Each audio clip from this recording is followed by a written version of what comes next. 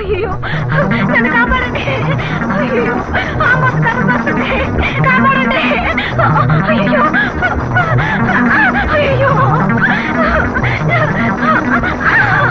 నన్ను కాపాడండి. కాపాడండి. అయ్యో నన్ను కాపాడండి.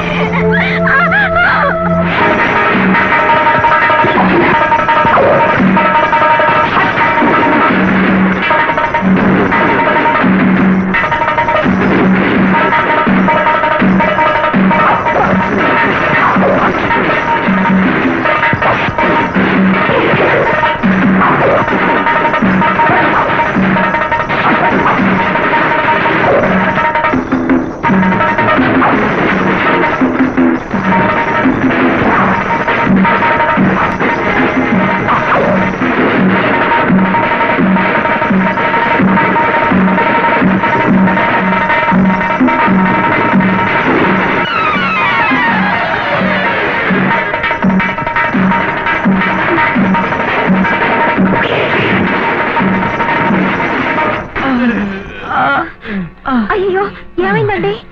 ఏదేదో అయ్యింది. కార్లో వెళ్లే మనిషి మాట్లాడకుండా పోవచ్చుగా. ఆంబోతో పోటీ పడతా. దీని గురించి మీకు తెలుసా? ఉదయం లేచింది మొదలు ఎవరికైనా ఉపకారం చేయండి నీకు నిద్రే రాదు. భాగ్యవంతుల బిడ్డ వీళ్ళ నాన్నగారికి నేనేం సమాధానం చెప్పాలి? అయ్యో లేవండి అమ్మా, జీవితం వత్తగా.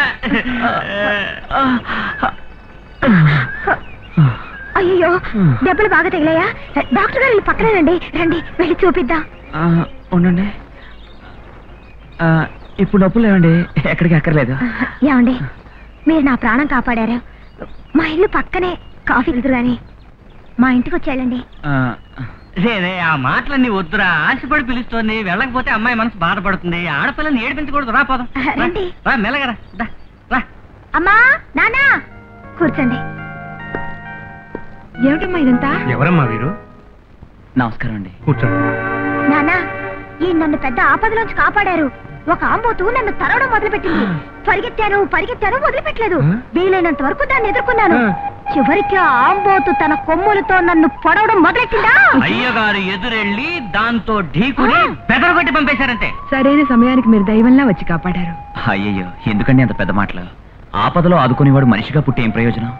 ఆపదల్లో ఉన్న వాళ్ళని ఆదుకోవడమే అయ్యగారి లక్ష్యం. ఇలా చూడండి, బాబు చేతికి కూడా దెబ్బలు తగిలాయి. వెళ్ళి డాక్టర్ని తీసుకురండి. వద్దండి, నేను చూసుకుంటా.